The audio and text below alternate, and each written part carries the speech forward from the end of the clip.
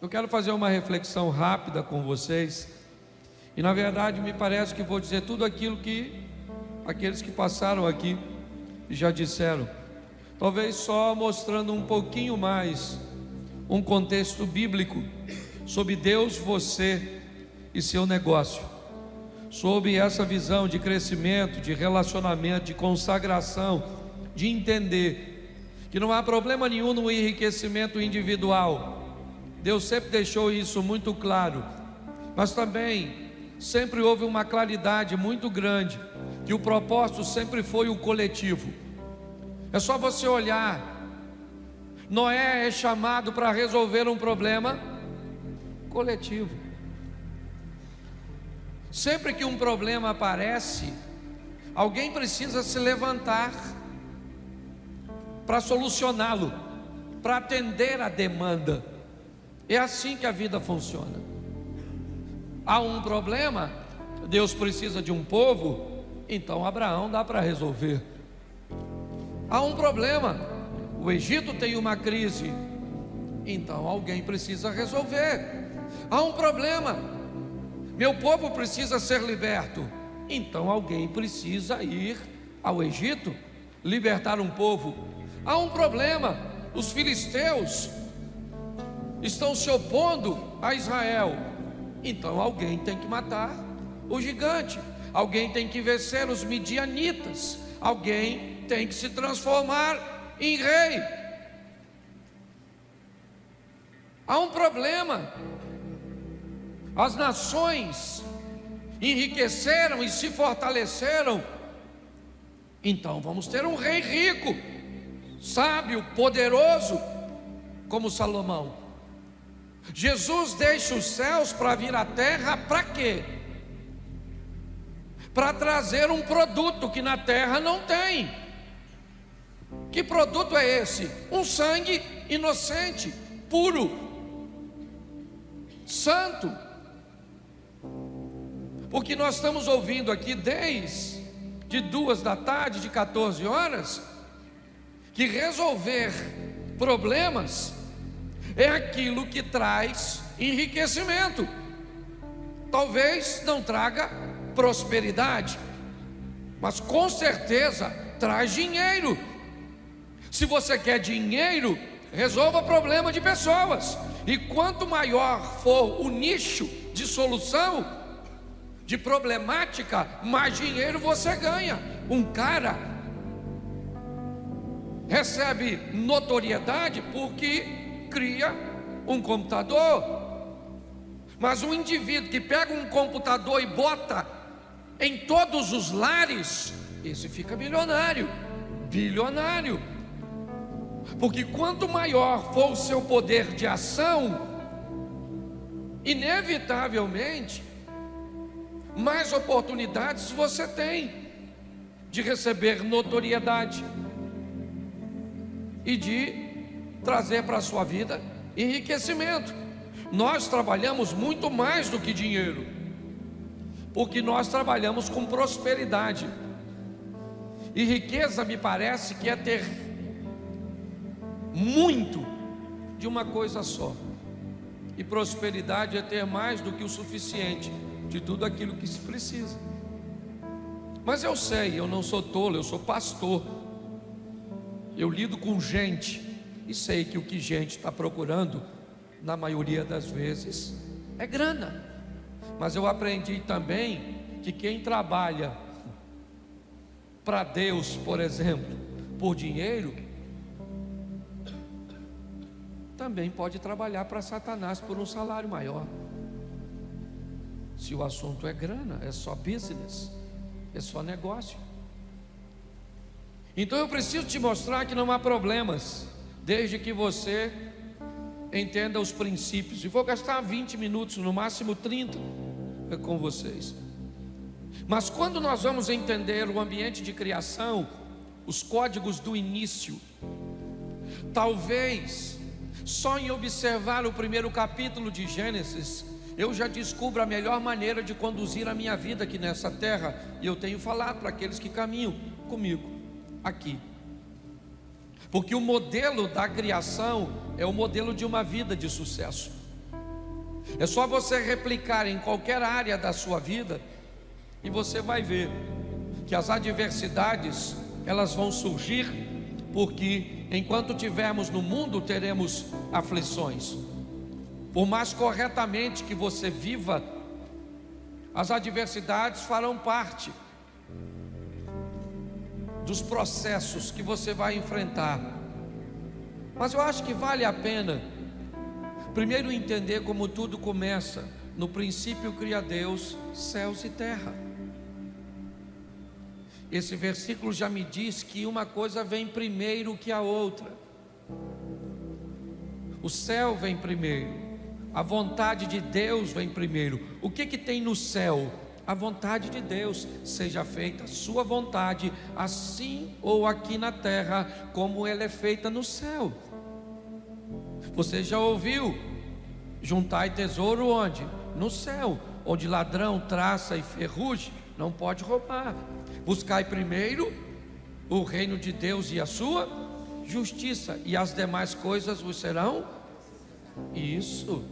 Que adianta o homem ganhar o mundo inteiro e perder o céu? Então é muito importante nós entendermos: pastor, mas isso é muito abstrato. Porque o céu não se ensina, o céu se revela. Ninguém consegue ensinar o reino para ninguém, porque você não consegue ensinar o reino. Você consegue ensinar o texto bíblico, mas o reino se revela. É importante entendermos isso. Se você vai olhar, vamos tratar da seguinte forma, num linguajar mais prático: o que Deus vai abrir? Um negócio que vai surgir da onde? Do nada. A terra era sem forma e vazia, e Ele começa a estabelecer também um princípio de vida. Qual? A fé. Ao chamar à existência as coisas que não existem como se elas já existissem, o que Deus está estabelecendo é a fé.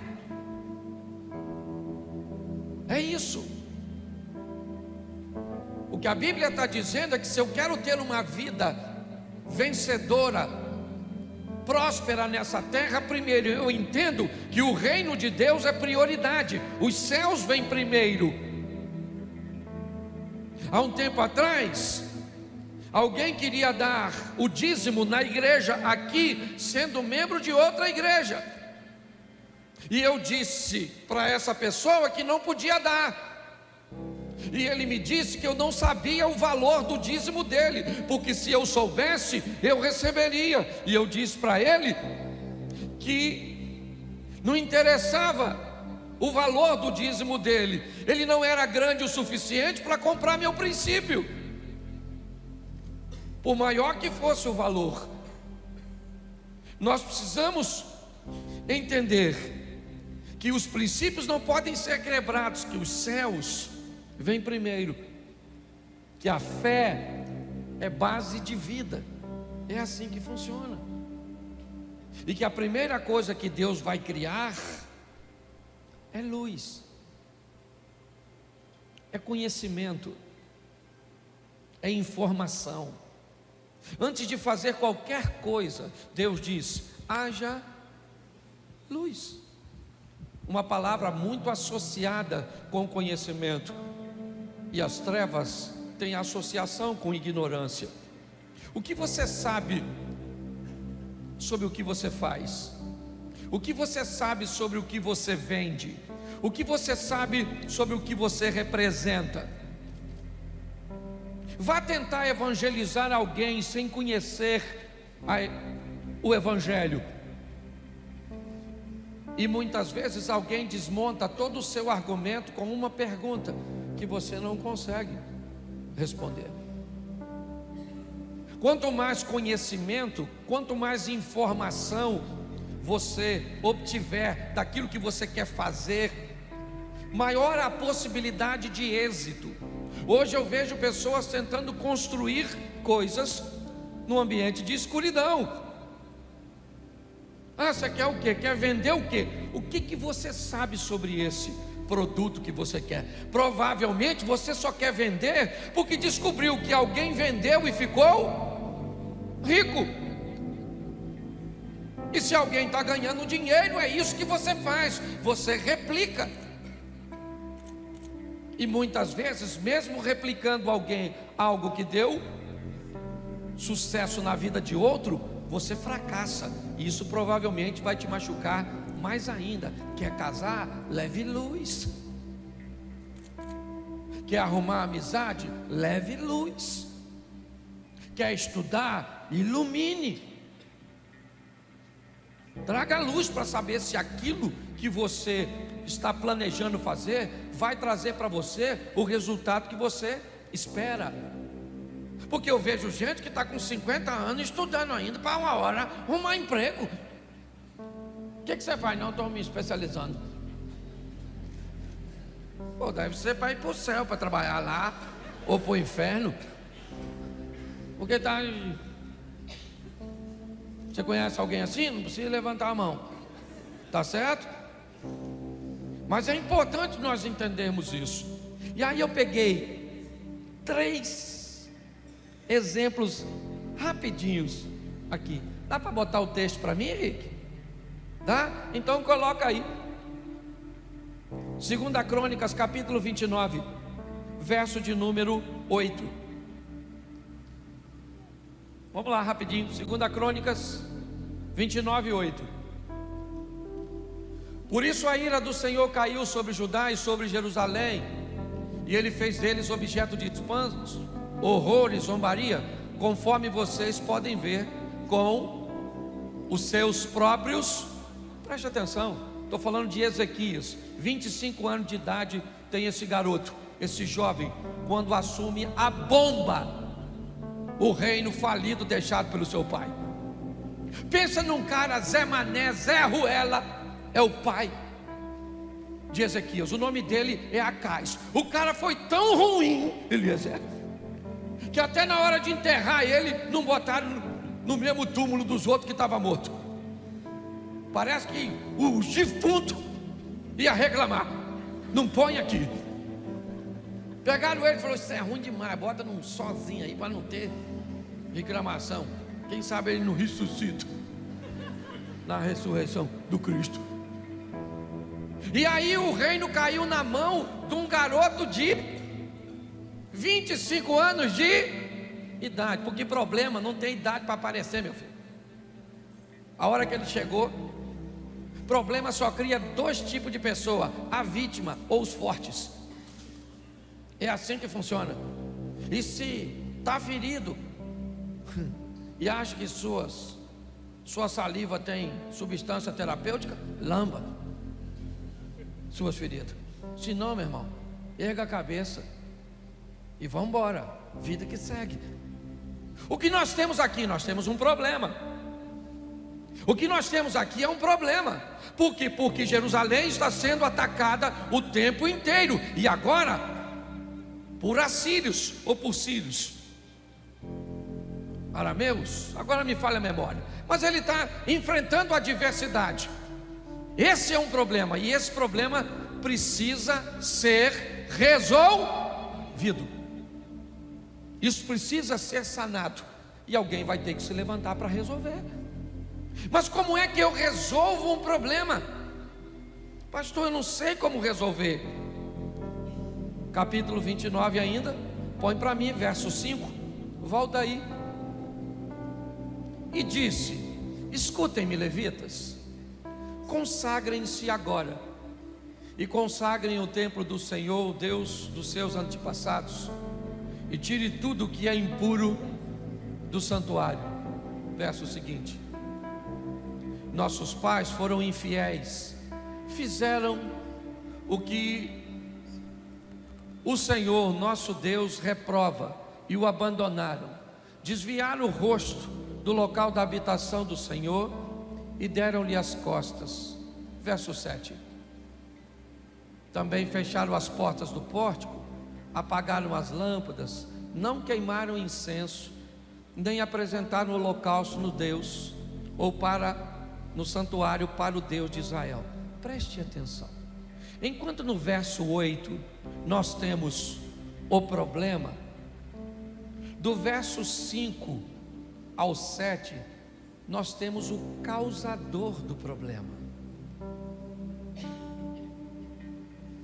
Preste atenção.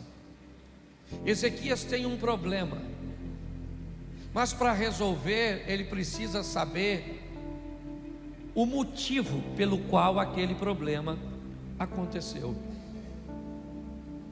Tem pessoas que quando se deparam com um problema, tem muitas vezes a ânsia de resolvê-lo de uma forma tão imediata que esquece de uma coisa crucial: descobrir o que causou.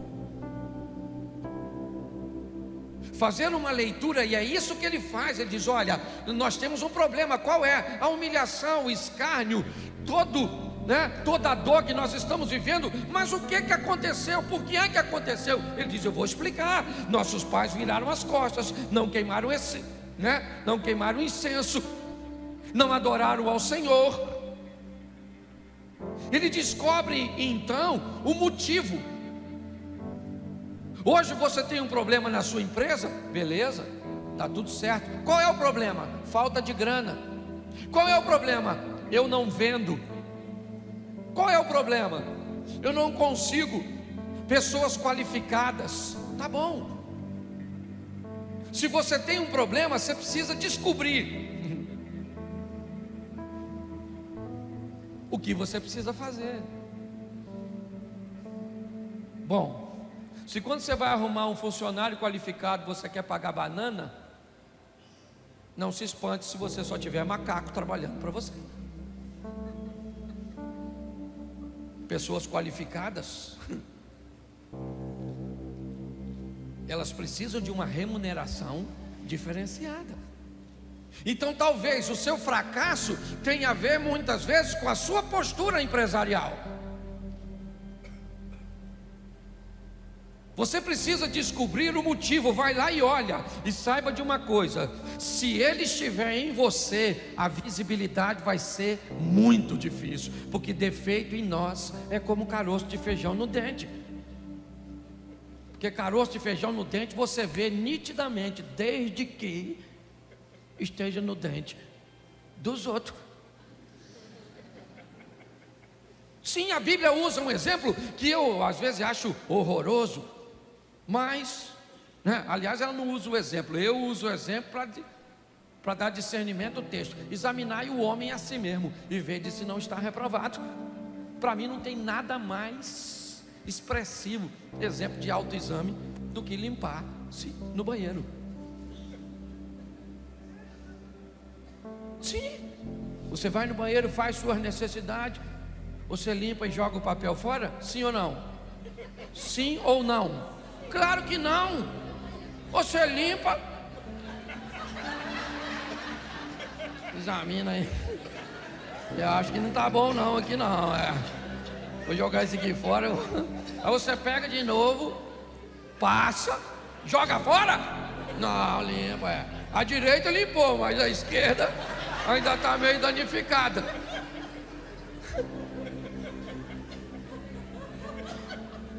Mas é verdade ou não? Pode ser feio, mas que é esclarecedor, é. O que Ezequias faz? Ele olha e diz: gente, olha só, nós estamos nessa situação por causa disso, porque não tem planejamento, porque não tem verdade, por causa de tudo aquilo que você já ouviu. Mas normalmente, dependendo da religiosidade que nós temos, o culpado não somos nós. Quem é? O diabo, o satangos. Pastor, o inimigo está furioso com a minha empresa. Nossa, sua empresa deve ser extraordinária. O diabo se levantar só contra você. Você deve ser, Então, você pare e gaste um tempo, invista um tempo. Chame alguém de fora às vezes, alguém que pode te dizer. E por favor, se alguém te disser uma verdade dura, aceite, porque tem gente que paga caro para alguém ir lá e dizer onde o problema está, e depois que a pessoa vai embora não resolve. Então o cara falou: nós estamos lascados, rapaziada. Esse Zé Mané aí está invadindo a gente aqui, botando para quebrar em nós. E alguém falou: por quê? Ele falou: vou falar para você, por causa dos nossos pais, umas besteiras que eles fizeram lá atrás, e nós estamos lascados. E agora, quem poderá nos defender? Ele disse: o Zequias. É para isso que eu vim, para resolver essa pendenga. E eu gosto disso. Versículo 10, bota aí rapidinho, meu filho. Ajuda aí, meu irmão. Isso. Pretendo, pois, agora fazer uma aliança com o Deus de Israel, para que o fogo da sua ira se afaste de nós. Eu gosto do Zequias, 25 anos de idade. É novo, mas é macho. Ele falou: o negócio é o seguinte, meu irmão. A casa caiu. Estou resolvido a mudar essa história. Mudar o quê? Acender as lâmpadas que papai apagou, abrir as portas que papai fechou, contratar os sacerdotes que papai demitiu. Se nós mudarmos a nossa postura, inevitavelmente o resultado vai mudar, gente. Nós estamos ouvindo isso o tempo inteiro, tempo inteiro, tempo inteiro. Deus falando através dos preletores. O cara olhou e ele fez tudo certinho, tudo. Pensa num cara maneiro, o Zequias. Restituiu o culto, celebrou a Páscoa, retirou a oferta. O cara fez tudo certo.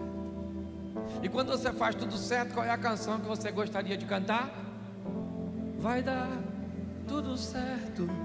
Porque a gente pensa que é assim: fiz tudo certo, vai dar tudo certo. O discípulo, Jesus falou para o discípulo: ó, entra no barco e vai para o outro lado. Eles falaram: claro, vamos entrar no barco e vamos para o outro lado, para onde Jesus mandou. O vento era o quê? Era o quê? Era o quê? Contrário? Mas quem mandou eles irem? Então o vento tinha que estar soprando com onde? Mas não estava. Porque às vezes você pensa que obedecer te dá o direito de que tudo vai dar certo.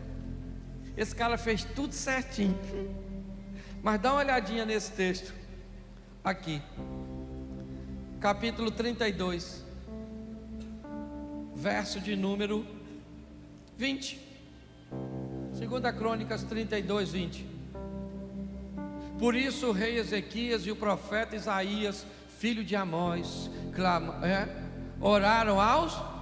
O que eles fizeram? Eles fizeram o quê? Oraram. Sim ou não? Sim. E por que ele está orando? Você sabe por que esse cara está orando? Porque ele já fez tudo o que podia fazer e agora não tem mais nada que ele possa fazer. Então, por favor, deixe para orar no final. Pastor, mas eu não tenho que orar no começo? Hoje não. Primeiro você trabalha, você estuda, você ilumina, você faz tudo, você faz tudo que você puder. Aí não deu certo: pastor, eu fiz tudo certinho. Ele falou: então, meu filho, vai lá e dobra seu joelho e fala com Deus.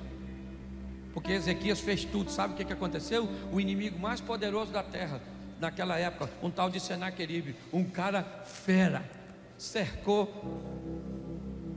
a cidade do Ezequias. Não tem rota de fuga, não tem nada. O Ezequias chamou Isaías e falou: Isaías, meu filho, está vendo isso aí? Ó? A gente faz as coisas tudo certinho, ó. É isso aí que Deus faz com a gente, essa injustiça, sabe? Por isso que às vezes eu penso que ser bom é que é ruim.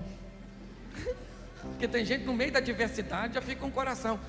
Ezequias falou: Isaías, meu filho, olha você naquele meio, ó. Está pensando que é papai que está aqui. Sou Acaz não, rapaz, sou Ezequias. Vamos falar com Deus. E falou com Deus. Eu imagino que ele deve ter falado assim, orando: Senhor, olha aí o Senaqueribe me ameaçando, falando que vai invadir. Ele falou mal do Senhor, viu? Estou fazendo fofoca não, mas se eu sou o Senhor, eu não deixo ninguém falar assim não. Aí Deus falou com o anjo, falou: dá um pulinho lá, resolve essa parada lá. Porque tem coisa, meu filho, que por mais expertise que você tenha, você não resolve. E se o mundo espiritual se levantar contra, você não acredita no mundo espiritual não? Vai ver quando você morrer. Vai ver. Ou com asinha ou com chifrinho, mas vai ver. Para onde você vai eu não sei. Eu já não sei nem para onde eu quanto mais você. Eu já falei isso aqui, né? Que no céu nós vamos ter 3 surpresas. Qual é a primeira? Cheguei, cara. Eu vim, maluco. Nossa, tô surpreso. Segunda surpresa, você aqui. Nossa, o céu já está mal frequentado. Terceira surpresa, cadê fulano? Não veio, alguém tinha que ficar, é ou não é? Então pare, entenda uma coisa. Você está rindo? Tem uma coisa nessa vida que ninguém pode fazer por você, sabe o que é? A sua parte. A sua parte não faz. O tal do Moisés, lembra do Moisés? Moisés, lembra dele? Moisés, aquele lá, o gaguinho. Lembra dele? O dia que Deus foi dar uma dura nele, que ele tinha mexido na água. Tá? Falou, qual é, Moisés? Não mandei você. Foi lá com ele. E Deus falou, que é uma obra, rapaz? Vai ser homem. Que feliz. Olha só, o Moisés está lá. O faraó está vindo. O Moisés falou, vou orar, gente, vou orar para Deus dar um livramento. E orou. Deus falou, Moisés, o faraó está vindo. Não é hora de... O que você tem na mão? Um cajado. Então, meu filho, acorda, Moisés. Bota o cajado e abre esse mar. Porque o milagre vai acontecer com aquilo que você tem na mão. Não interessa se é pouco ou é muito. O que interessa é o Deus que está por detrás de você. Pare de orar para a dificuldade. É assim que funciona. Eu gosto desse camarada, por quê? Porque ele ora e Deus manda um anjo só, nem manda 2, que é para não ter problema de fogo amigo. O anjo chegou lá e resolveu o problema. Então aprenda uma coisa, você vai lidar com o negócio? Vai. Faça tudo o que você puder, dentro dos princípios. E quando não funcionar, aí você vai lá e faz o que a Bíblia manda você fazer. Fala com o chefe dos crentes. Vai lá direto na diretoria. Fala, Senhor, não pede ninguém para ir não, vai você direto. Fala, Senhor, eu vim aqui falar com o Senhor, não quero saber de ninguém. É eu e o Senhor. Faz igual aquela mulher quando foi lá falar com Eliseu. Segunda coisa que eu quero te falar aqui, rapidinho. Eu acho isso o maior barato. Eclesiastes 9:10, bota aí. Já foi usado aqui, mas eu quero mostrar de novo aqui, ó. Tudo o que suas mãos tiverem que fazer, que o façam com toda a sua, pois na sepultura para onde você vai. Parece uma ameaça. Não há atividade, nem planejamento, não há conhecimento, nem sabedoria. A Bíblia está dizendo que tudo que vier para você fazer, faça da melhor maneira que você puder. Pare de fazer as coisas para os outros e faça as coisas para Deus. É assim que funciona. Se tem uma coisa que eu acho legal na construção do templo, que Salomão liderou, é esse texto aqui, ó. Primeiro livro dos Reis, capítulo 6, verso 7. Coloca aí. Primeiro livro dos Reis, 6, 7. Na construção do templo, só foram usados blocos lavrados onde? Ou cortado nas? E não se ouviu no templo nenhum barulho de nem de qualquer outra durante a sua. Isso é extraordinário, porque eu fico imaginando que tipo de pedreiro, de profissional que o Salomão contratou. Ele falou, ó, tem que cortar tudo longe para chegar aqui só encaixar. Não quero barulho, não quero nada. O que esse texto está dizendo é que alguém que entra para fazer a obra do Senhor tem que ser bom naquilo que faz. Você tem que oferecer o melhor serviço. Você tem que fazer o melhor. Tem uma historinha que eu gosto muito de um garoto, um rapaz, na verdade era um empresário do ramo de marketing, morava nos Estados Unidos e queria cortar a sua grama. Então ele procura um anúncio que recomende para ele um jardineiro. Horas depois, um garoto de 19 anos, mais ou menos 20 anos, bate na porta dele com uma picape trazendo consigo as ferramentas. Ele achou estranho um garoto daquela idade, um menino bem aparentado, e o menino cortou a grama dele toda, podou, botou tudo dentro de sacos, botou na picape, e ele ficou olhando aquele garoto prestando um serviço tão legal, ele entusiasmado, quando no final o garoto virou para ele e falou assim: moço, deixa eu fazer um pedido do senhor, será que o senhor deixaria eu usar seu telefone? Ele achou o pedido estranho, mas o menino fez um serviço tão legal que ele disse: claro, pode usar. Mas ele, intrigado com o pedido, foi prestar atenção, foi ouvir para quem o menino ia ligar. E de repente o menino ligou e falou assim: ô minha senhora, boa tarde, a senhora não está precisando de um jardineiro? Ela disse: não, eu já tenho um. Ele disse: mas eu corto a grama e levo todo o lixo. Ela disse: mas o meu jardineiro também faz isso. Ele disse: mas eu ainda podo. Ela disse: o meu jardineiro também faz poda. E ele disse: mas eu lubrifico e deixo as ferramentas tudo arrumadinho. Ela disse: o meu jardineiro também faz isso. Ele disse: olha, mas o meu preço é muito bom. Ela disse: mas eu estou muito satisfeito com o preço do meu jardineiro. Aí ele disse: ó, tá bom, muito obrigado pela atenção, e desligou o telefone. Aí o homem que estava ouvindo disse para ele: acho que você perdeu uma cliente. E ele disse: não, o jardineiro dela sou eu, só estava fazendo uma pesquisa de satisfação.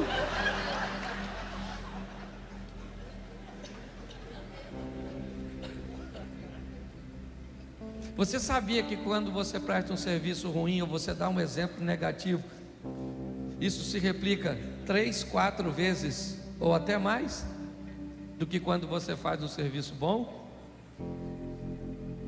Talvez você não está prosperando porque é ruim mesmo. Não tem nada a ver com Satanás não, é você mesmo. Você não tem nem chifre e é ruim. Tá rindo? Cuidado, tá rindo de tu. Deixa eu usar aqui o último, que até eu já estou cansado. Eu não dormi, eu estava em Belém ontem, falei em Belém, saí de lá 3h30 da manhã. Eu não sei que hora é, não sei se eu como, se eu não como, se eu tomo banho, não sei mais nada, nem sei quem eu sou. Mas deixa eu te mostrar o último texto aqui, Gênesis 41:15. Presta atenção nesse cara, porque ele é extraordinário. Também é um solucionador de problema. Você já ouviu falar dele aqui? José do Egito. Então, ou melhor, o faraó disse a José: tive um sonho que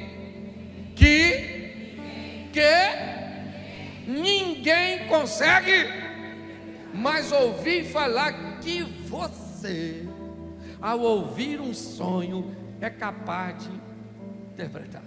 Esse cara vai virar um governador? Por quê? Por que ele vai virar um governador? Porque ele é capaz de solucionar um problema que ninguém soluciona, meu filho. Você quer fazer o que todo mundo está fazendo? Vai acontecer com você? Nada. Você tem que falar assim: o que eu tenho que solucionar? Algo que ninguém soluciona. Um cara estava estudando, lendo, e começou a ficar cansado. E aí, para desestressar, para dar um alívio, em seu momento de estudos, ele abriu a porta e foi caminhar no jardim. Quando de repente ele volta para dentro de casa, ele olha para suas pernas, está cheio de carrapicho. Ele começa a tirar os carrapichos, essa praga, colou tudo aqui. Aí ele pensou, como é que esse carrapicho colou aqui no meio? Ele não tem cola. Aí ele botou numa lupa, levou para um microscópio e criou o velcro. Aí todas as vezes que você faz assim, ó, num velcro, ele ganha dinheiro. Porque ele pensou em algo que você não pensou. Preste atenção, esse cara vai resolver um problema que ninguém pode resolver. Pelo menos foi o que o faraó disse para ele. Olha só, tive um sonho que ninguém, mas eu ouvi falar que você, ao ouvir um sonho, você é capaz de... Verso 45, o verso 25 ainda do capítulo 41. Põe no verso 25. Presta atenção nesse camarada. É só ir do 15 por 25.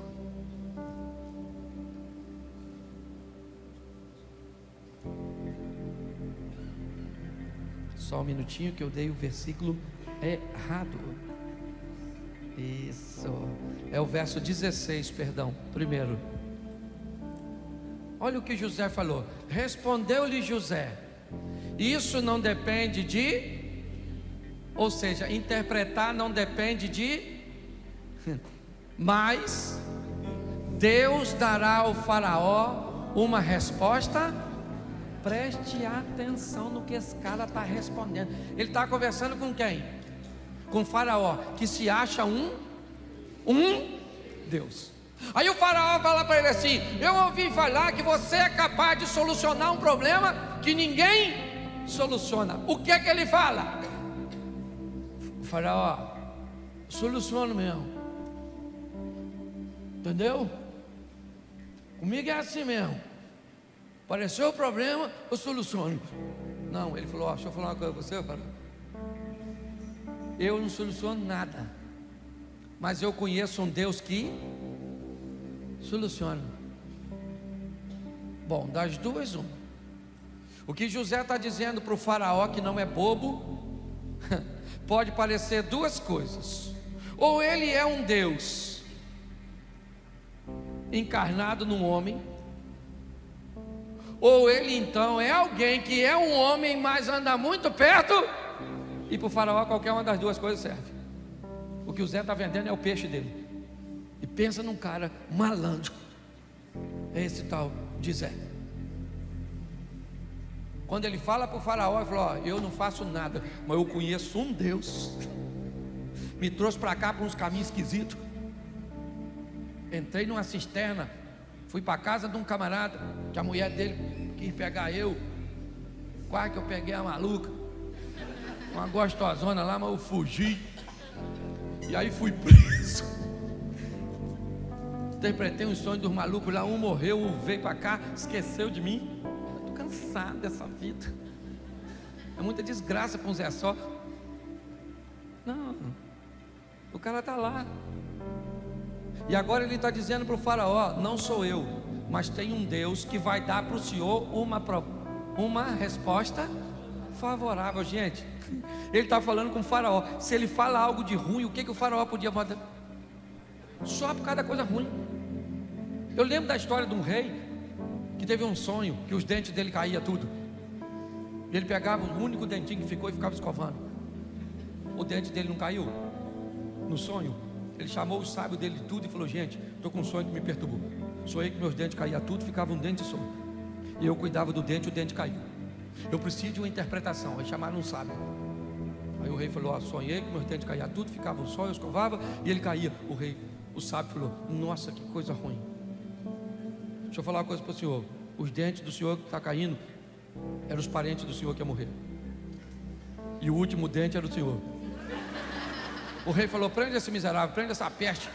Está falando coisa mal a meu respeito, rapaz, que eu vou morrer, coisa nenhuma. Prenderam ele. Ele falou: vê se arruma outro sábio aí. Foram lá na casa de um sábio longe, falou: olha, o rei está mandando chamar você. Eu vou logo falando, cuidado com o que você vai falar, porque o outro já foi preso. Aí ele falou: vamos embora. Contaram para ele o que foi. Aí o outro sábio chegou e falou: ó, sonhei que meus dentes caía tudo, ficava um dente só. Eu escovava o dente caía também. O que significa? O sábio falou: isso é um negócio extraordinário. Rapaz, louvado seja Deus. Vida longa ao rei. Ei, mas o que significa? Isso é longevidade. O que esse sonho está dizendo? Que o senhor vai viver muito mais que todos os seus familiares. Ele falou: é isso aí. Dá presente para ele. Falou coisa boa a meu respeito. Ganhou os presentes. Na saída um cara falou assim: maluco, você falou a mesma coisa que o outro. O outro falou que os parentes morrem primeiro e ele morre por último. Você falou que ele vive mais que os outros. Ele falou: pois é, eu falei a mesma coisa. Por isso que tem gente vendendo coisa que você não consegue vender, porque faz diferente. Deus está te machucando, né? Podia ter ficado na palestra anterior. Nossa, você virou uma tortura. Essa hora você cansado e as coisas ficando cada vez mais contra você. Eu gosto disso, porque isso é algo que só vai crescendo. Bota o verso 25 do 41. Olha o que José diz agora para o faraó. O faraó teve um único sonho, aquele sonho da vaca magra, da vaca gordinha, lembra? Da vaquinha magrinha que comia gordinha, de uma espiga, que não sei como é que alguém sonha com espiga que come outra. Isso parece os vegetais, um desenho animado, sei lá, Alice. Também não sou obrigado a saber tudo. Ele disse: o José falou para o faraó, o senhor teve um sonho, disse-lhe José. E o que aconteceu nesse sonho? Deus revelou o que está para. Cara, esse José é fera. Olha o que ele fala para o faraó. Aí, faraó, Deus está conversando com o senhor. No versículo anterior, ele disse que Deus conversava com ele. Eu não interpreto o sonho, mas eu conheço um Deus que se colocou lá Agora ele diz para o faraó: aí, faraó, Deus está falando com o senhor algo que vai acontecer. José sobe, mas leva o faraó com ele, porque quem segura os outros embaixo também tem que ficar embaixo quando você quer impedir alguém de crescer. Tenta segurar alguém para que ele não cresça, e você vai ver o que acontece contigo. Você não tem oportunidade de crescer, você está gastando tanto tempo, sabe, para lutar contra o sucesso dos outros, que o seu também não acontece.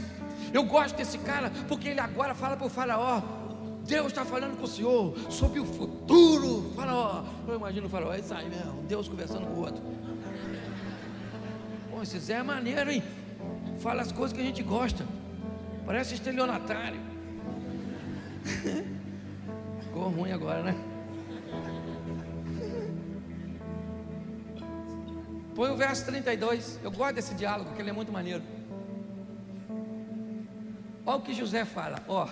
Aí quem trabalha com venda: o sonho veio ao faraó 2 vezes, porque já foi decidido por Deus que se apressa em realizar. Escassez. Faraó, não dá para pensar muito. Apressa, faraó, apressa. Pô, se esse cara não é malandro, se não há sabedoria. Aliás, é um sábio conversando com o outro, que nunca discuta com um tolo, porque senão ele te leva para o campo de batalha dele e te lasca. Não adianta discutir com. Se um tolo falar que tomate é maçã, deixa ele fazer salada. Quando nós olhamos aqui, o que o faraó quer? Alguém que interprete o sonho, sim ou não? Só isso. Mas olha o que José diz no verso 33, depois de dizer que havia pressa. Procure agora, ó faraó. Procure o quê?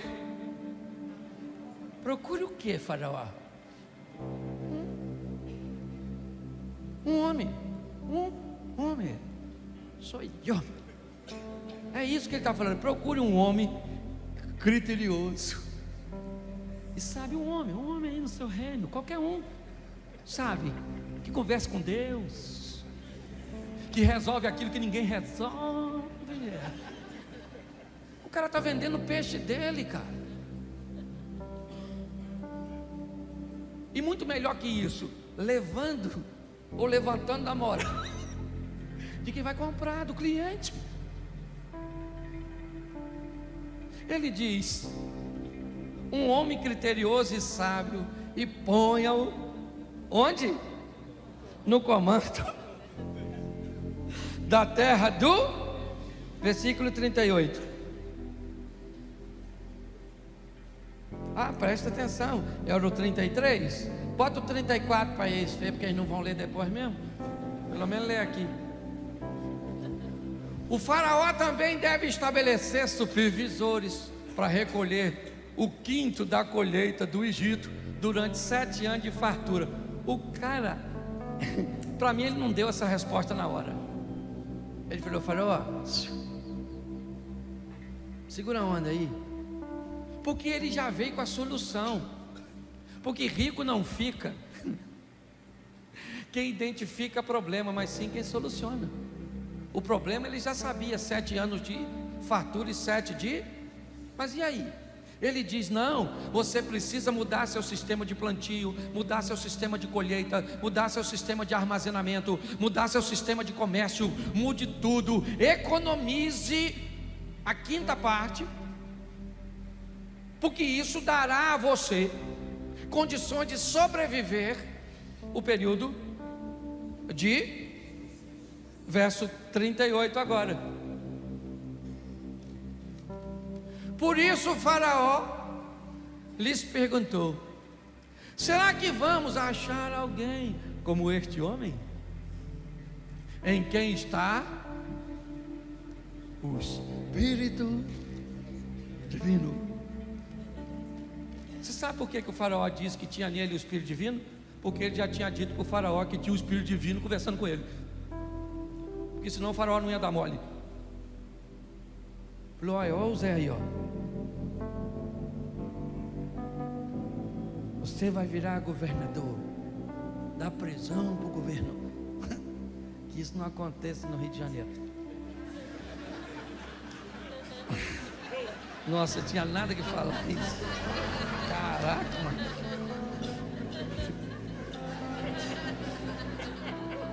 Acabou. Ô Jesus, me perdoa. Troço tão sério aqui. Acabou. Perdi a linha do raciocínio. O Satanás me perturbando. O inimigo, Eliseu. O inimigo está furioso. Mas escute só. Vamos aqui, só para você entender. Só para você entender. O cara virou governador. E que governador, diga-se de passagem. Ele podia ir na casa do Potifar, que botou ele na cadeia. Falei: aí maluco, sou governador dessa jossa agora. Fala aí que eu peguei sua mulher. Fala aí, maluca. Não peguei você porque não quis, ficava me dando mole, fericido. E você cala a boca, chifruto. Se mede comigo não. Ele foi? Não tem tempo para vingança, não tem tempo para isso, porque estão falando, porque deixa de falar. Invista em você, seja o melhor, não melhor que os outros, melhor que você. Fale com Deus para te dar umas ideias. É isso que eu falo. Às vezes eu vou orar para o Senhor me dar uma palavra, pregar o que todo mundo está pregando. Eu não quero pregar não, do mesmo jeito dos outros. Não, eu quero pregar do jeito que ninguém está pregando. Quero falar o que ninguém está falando. Quero viver o que ninguém está vivendo. É isso que eu estou afim assim. Então fala: não, isso é soberba. Não, meu filho, isso é pegar o melhor. Saia daqui hoje para viver o sensacional, o incrível. Eu não te trouxe aqui à toa. Deus te deu a oportunidade, eu tenho te dado a oportunidade. É isso que nós aprendemos na Bíblia.